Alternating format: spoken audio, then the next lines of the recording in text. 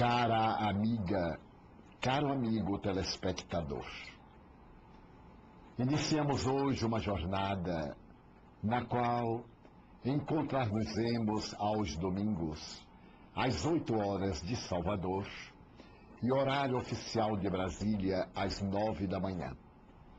Cada semana estaremos mantendo este encontro, abordando a temática da doutrina espírita, sob os vários aspectos com que nos foi apresentada pelo preclaro codificador Allan Kardec. O nosso programa de hoje é dedicado a Jesus. Esse vulto extraordinário que venceu a história merece-nos a mais alta, a mais nobre consideração. Ele é um marco divisório na história da humanidade. A seu respeito, escreveu o célebre Ernesto Renan em A Vida de Jesus. Foi o ser mais notável da história da humanidade, porque dividiu-a antes e depois do seu berço. Para que possamos entender a magnitude de Jesus, vale recordar que ele conseguiu criar uma nova história dentro da história. É natural que os historiadores do seu tempo e logo depois não lhe hajam oferecido o significado que ele merece. As referências históricas não são as mais expressivas. Flávio Joséfo, do século I depois de Cristo, por volta do ano 62, quando Tiago, seu apóstolo, foi decapitado, refere-se a Tiago como irmão de Jesus. É a primeira referência que encontramos na história da humanidade. Posteriormente, o mesmo Flávio Joséfo, na sua obra monumental, Antiguidade do Povo Hebreu, faz uma referência que havia no mundo romano aquele grupo de criaturas que se reuniam com periodicidade para homenagear Jesus, que havia sido condenado por Pôncio Pilatos e que voltara da sepultura conforme o anúncio dos profetas antigos. Os historiadores insistem em informar que a referência feita por Flávio Joséfo nesse livro monumental deve ter sido trabalhada por tradutores ou por transcritores da mensagem original, adaptando-a ao sabor cristão. Nada obstante, nós encontraremos referências a Jesus através de Plínio, o Moço, nos seus anais, quando se refere àqueles que seguiam a figura incomparável do mártir da cruz. Mais tarde, nós iremos encontrar ainda, no período caracterizado pelo extraordinário imperador Trajano, a referência em que Nero tivera a oportunidade de punir os cristãos, porque eram mal vistos pela plebe e, naturalmente, eram detestados. Atribuiu-lhes a responsabilidade pelo incêndio de Roma naquele trágico dia de 64. Desta forma, temos as narrações a respeito de Jesus que são muito reduzidas. Nada obstante, se considerarmos a historiografia de Jesus, segundo os melhores biblioteconomistas, já estão escritos quase 500 mil títulos a respeito deste homem singular. Napoleão Bonaparte, que é considerado a personagem histórica mais transcrita da humanidade, já apresenta quase 250 mil títulos, o que demonstra que Jesus, apresentando uma duplicação, alcança um índice muito mais expressivo. vale considerar que a figura de Jesus é indestrutível. A doutora Hannah Wolff, a psicanalista alemã, fazendo uma análise deste homem transcendental, assevera que ele não passou pela história em vão. Periodicamente, as criaturas humanas procuram sintonizar com a sua figura notável. Se nos recordarmos das revoluções culturais, periodicamente os seres humanos afastam-se de Deus. Em uma vez cultural, por volta de 1793, quando, da Revolução Francesa, já exitosa, um certo Pierre Gaspard Chaumette, na Catedral de Notre-Dame, proclamava a morte de Deus, obviamente, do cristianismo, da presença de Jesus. E naquele dia, um simulacro de procissão abandonou a catedral, carregando a jovem Candeio, bailarina do Teatro da Ópera, agora vestida como sendo a deusa razão. É compreensível que o fanatismo revolucionário, depois de derrubar a casa dos Bourbons, sentiu-se credenciado para derrubar Deus. Mas logo Deus retornou. Quando Napoleão Bonaparte desejou firmar-se à frente da pátria francesa, ele conseguiu assinar um documento com o Vaticano por volta de 1802, trazendo de volta Deus com a mesma audácia com que os revolucionários o haviam expulsado do solo da Flor de Lis. Posteriormente, em 1815, durante as tremendas batalhas que tiveram lugar no Rio Loire, um certo Trestelon desejou também apagar a memória de Deus quando matou 515 mil pessoas, atirando-as às águas do rio, águas que ficaram poluídas por mais de um mês. Mas Deus voltou. Ele retornou ao contato das criaturas humanas para outra vez enfrentar a refrega do materialismo dialético, que começa com Karl Marx, no dia 31 de março de 1848 em Londres, quando ele publica a sua obra notável, reconheçamos, a respeito da doutrina do capital. Logo depois, outros pensadores, revoltados uns com a religião tradicional, amargurados outros com a falta de informações, a crença cega, dominadora, proclamam outra vez a morte de Deus, como fez Nietzsche ao apresentar o seu Assim Falava Zaratustra, colocando na boca de um louco esta frase: Deus morreu. Para que Deus? Não temos necessidade de Deus. O mundo que sabe pensar não necessita de uma fé religiosa. E logo depois, reflexionando, este louco disse: e agora? Que alimentarás aves no céu, os peixes nas águas? Quem fará que a natureza desperte cada dia? As catedrais são o mausoléu de Deus. E uma grande tristeza se abateu sobre as massas. No entanto, logo depois Deus ressuscita, através de personagens como Albert Einstein, quando diz que a religião sem a ciência é cega, mas a ciência sem a religião é capenga. E o próprio Einstein demonstra a sua crença em Deus, seguindo a tradição de Voltaire, quando afirmava: eu não creio no Deus que os homens fizeram, mas eu creio no Deus que fez os homens.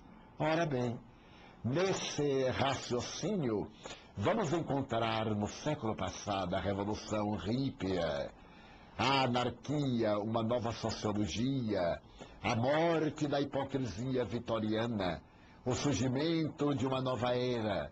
A juventude deseja governar o mundo e em Woodstock, através do tóxico e do sexo, vai demonstrar a sua imperícia para tratar dos problemas humanos e também as dificuldades para compreender o processo sociopsicológico da evolução. Mas assevera a mesma doutora Hannah Wolff. Ali, eles sentem saudade de Deus e logo se lembram de Jesus e escrevem a ópera rock Jesus Superstar. Mais tarde, vamos encontrar mais uma manifestação de retorno de Jesus, quando recebemos, através das telas cinematográficas do mundo, a obra A Última Paixão de Cristo. E mais recentemente, uma outra obra em aramaico, também no cinema, a respeito da paixão de Jesus. Jesus é invencível. E Israel sabia disto, porque Israel, a seu tempo, estava experimentando o silêncio dos céus, cuja boca se cerrara nos últimos 400 anos. Nenhum profeta, nenhuma mensagem. Roma senhoreara-se do mundo e, claro, dominava Israel. Lutava-se internamente para colocar a estátua do imperador defronte do templo de Jerusalém. Os ânimos eram acirrados. Jerusalém era o foco de intrigas. Asseverava-se que as paredes tinham ouvidos e na rua os olhos de César acompanhavam as multidões que transitavam de um lado para outro. A Torre Antônia, onde se aquartelava o poder imperial, as legiões também ali, eis que observava do alto a movimentação no santuário tradicional de Salomão e das velhas manifestações desde o tempo de Zorobabel que o houvera construído por primeira vez. É nesse período tumultuado em que os Haaretz, o povileu, os camponeses sem teto, sem lar, sem trabalho, amontoavam-se em Jerusalém, como também em Roma. O povileu amontoava-se na capital do império, porque os campos quase nada produziam. É nesse clima de hostilidades, de desconfianças, de ódios, que nasce Jesus. Em uma noite memorável do mês de abril, quando sopram os ventos frios, em uma furna de calcário nasce aquele que é a luz do mundo. Mais tarde, os cristãos primitivos, desejando diminuir o impacto do paganismo em Roma, particularmente por causa das Saturnais, celebradas a 24 de dezembro, resolveram antecipar a data do nascimento de Jesus para o então hoje memorável 24 de dezembro. A madrugada de 25, portanto, na noite de 24 para 25 de dezembro, assinalando o nascimento daquele que é a luz do mundo. Desta maneira, diminuindo o impacto das tradicionais festas de prazer, de orgia que Roma celebrava. Mas será importante isto? Alguns historiadores que pesquisam a legitimidade do nascimento de Jesus asseveram que ele não teria nascido no ano 0 do nosso calendário, mas 6 a 8 anos antes, para poder corresponder à governança tanto de Tibério César, como também do tetrarca da Galileia, do governador Herodes I, o Grande, que teria vivido nesse período, a fim de que a célebre noite, dia, semana da matança dos inocentes, pudesse corresponder historicamente aos dados da tradição. Mas será importante que ele haja nascido em abril ou em dezembro, entre 6 e 8 antes da data configurada na atualidade? O importante é que ele nasceu. Nasceu e mudou a história do mundo. Simples como um lírio do campo, nobre como a chama, uma chama de fogo que arde, vígil como a lâmina, glorioso como um raio solar, Jesus veio. E desde então, a humanidade não foi mais a mesma. Depois da sua jornada na humilde família de Nazaré, lugarejo que sequer aparecia na Bíblia, esse homem singular, depois de incompreendido dentro do lar, desce, atravessando a Samaria e vai às praias formosas de Cafarnaum, onde encontrará aqueles adredemente convidados antes da sua reencarnação para trabalharem na sua vinha. Ali chamará Simão Bar Jonas, o pescador, filho de Jonas. Ali chamará João, o adolescente quase, filho de Salomé, que fascinada irá pedir-lhe lugar de destaque para os seus 2 filhos. E ele terá a ocasião de dizer-lhe com sabedoria: será que eles estão dispostos a beber do meu cálice até a última gota? Jesus sabia que a sua era a jornada no rumo do holocausto. A sociedade agressiva, a sociedade violenta, a criatura humana recém-saída da barbárie não podia entender o amor. Moisés houvera substituído a lei de tal e qual, a célebre lei de Italião, pelo decálogo. Mas agora ele vinha acrescentar ao decálogo o amor que cobre a multidão de pecados. 19 séculos depois, aformoseando a sua mensagem, o Espiritismo vem apresentar a reencarnação, como escreveu Lázaro no Evangelho segundo o Espiritismo, que levanta do túmulo aqueles que aparentemente dormem e proclamam a nova era. Jesus é singular. Ninguém que se lhe compare, força alguma que possa opor-se-lhe à mensagem grandiosa de renovação. A história não conseguiu apagar o seu vulto, mesmo quando os homens e as mulheres do passado cobriram-no das suas paixões tormentosas, vestiram-no de intolerância nas calamitosas cruzadas, nos terríveis dias da Santa Inquisição. Isso não foi suficiente para diminuir o brilho. À semelhança de uma gema preciosa, momentaneamente enodoada, assim que se lhe tirou a ganga, ei-la a brilhar, refletindo a claridade estelar. Jesus é eterno no coração da humanidade. Abriu um ciclo histórico que não se fechará mais.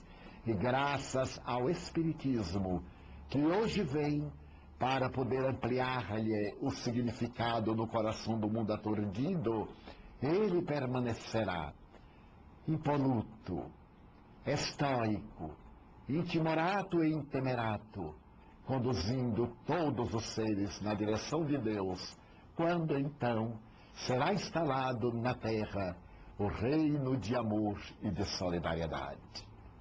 Faremos uma pausa e dentro de 2 minutos estaremos voltando.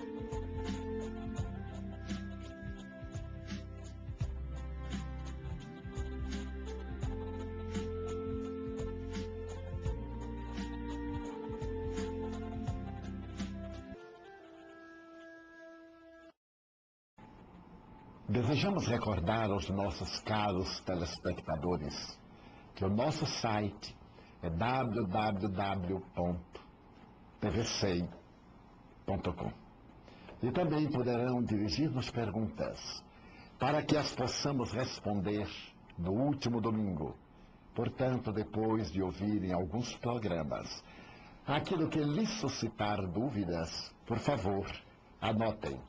Nosso e-mail é encontrocondivaldo@tvcem.com. Teremos um grande prazer em dialogar com os nossos caros telespectadores. A partir, portanto, de domingo, às 8 horas da manhã em Salvador, 9 horas de Brasília, teremos o nosso encontro, todos os domingos sucessivamente.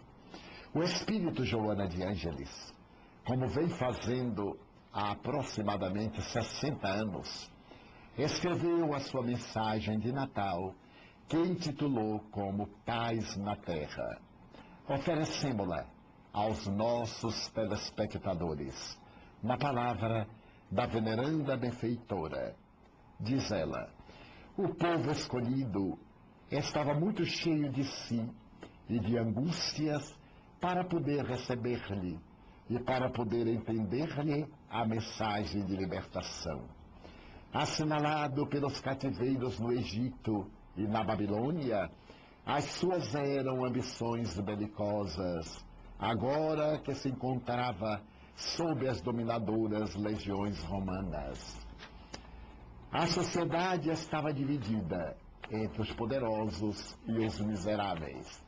Os primeiros eram os que se locupletavam com as migalhas do poder temporal, político, civil e religioso, e com os favores das moedas e propriedades que se atribuíam direito de uso e de gozo. Os outros eram os dependentes, as vítimas da usurpação e da prepotência, que se espalhavam por toda parte como praga avassaladora, gerando sofrimento inaudito. Os ricos e felizes não tinham a sutil percepção para sentir o desespero das massas, que manipulavam de acordo com seus interesses mesquinhos e danosos. Os desditosos habituaram-se ao escárnio e ao abandono a que foram relegados. Deus, para ambos grupos, era o Senhor dos exércitos, o Vingador, que enviaria à terra o seu libertador no momento adequado, aquele que encharcaria de sangue as terras, que consideravam abençoadas, nas quais surgiria a felicidade para todos. Gananciosos, os abastados estavam sempre insaciáveis, enquanto que resignados e indiferentes os miseráveis formavam duas moles distintas, que periodicamente se enfrentavam, mal escondendo os ódios que os dominavam.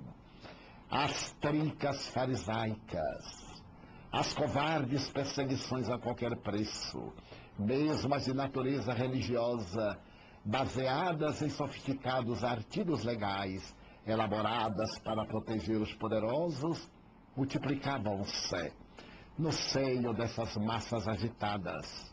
A desconfiança e a temeridade exerciam papel preponderante nos relacionamentos. O zelo falso dos religiosos soberbos cuidava das aparências, olvidando-se da essência dos ensinamentos tradicionais, centrados no amor de Deus, na compaixão e na misericórdia para com os infelizes, dividia-os lamentavelmente, empurrando para a vilania os deserdados. Traições ignominiosas trabalhavam a convivência com os dominadores, a fim de serem eliminados os competidores, enquanto a águia romana sobranceira voava sobre as cidades vencidas e os corações amedrontados. Todos experimentavam medo, mesmo aquele que manejava as rédeas do poder. É que a injustiça é serva da própria impiedade, tornando-se autodestrutiva. A esperança bater em retirada e a mudorra em torno dos ideais permanecia no lugar do antigo entusiasmo do povo, que aparentava confiar em Deus. Até quando? Todos interrogavam-se, o longo esquecimento divino a respeito das suas dores.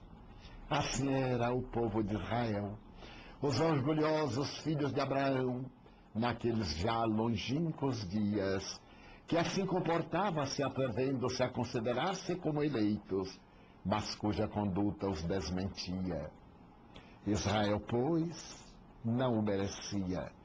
Assim mesmo, em uma noite silenciosa e fria, o Rei Celeste desceu do esplendor do sol estelar e veio viver entre as criaturas.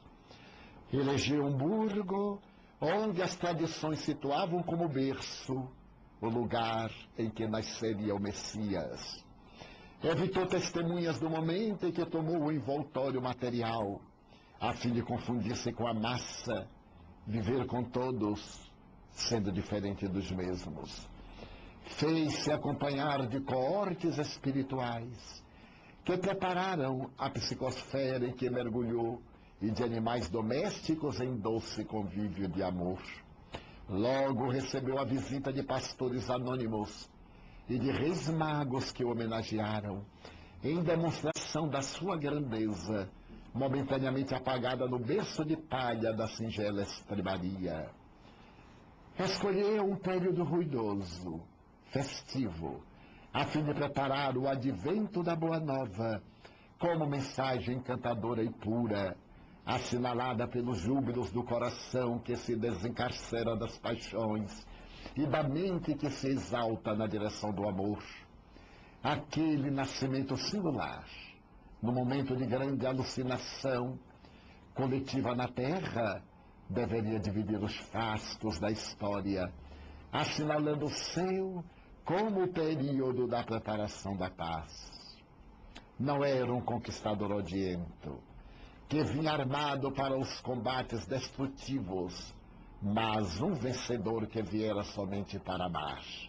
Por isso, não foi reconhecido, ou melhor, não o quiseram conhecer, porque estavam preparados para a guerra, para o crime, para o ódio, para o desforço, longe dos sentimentos da compaixão e da misericórdia, da compreensão e da caridade. Israel era soberba e o seu povo ingrato. Por isso Roma a esmagava com as suas legiões impiedosas, ameaçando sempre com a força e a arrogância dos seus administradores de um dia.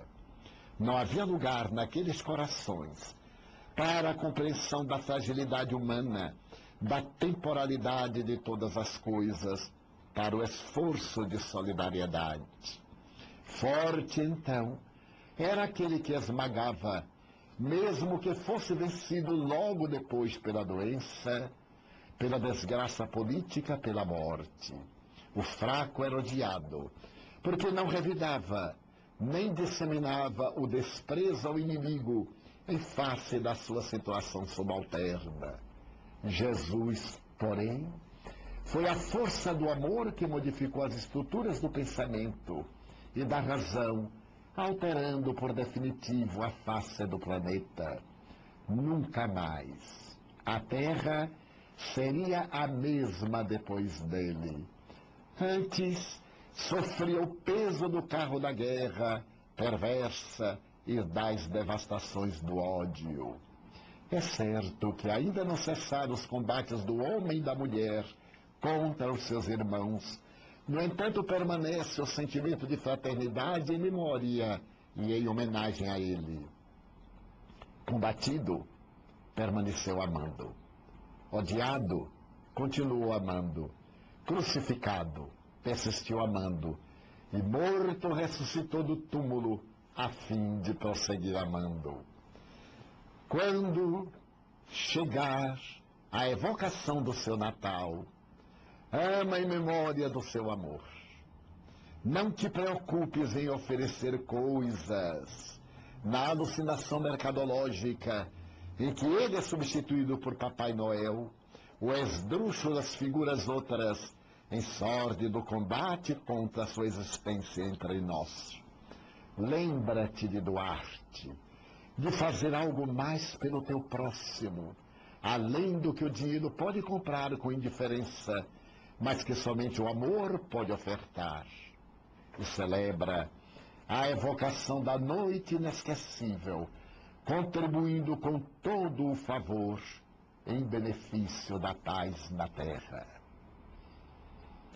Desejamos lembrar que o nosso site é www.tvsei.com. E para entrar em contato conosco, através de e-mail, mandando-nos suas sugestões, suas opiniões, pode escrever-nos para encontrocondivaldo@tvsei.com. Até o próximo domingo, dia 31. Este é um programa piloto, a primeira experiência. Reconhecemos os desafios, as dificuldades e certamente os muitos equívocos que iremos corrigindo através do tempo. Feliz Natal, que Deus nos abençoe, que haja paz entre nós. Até domingo, se Deus quiser.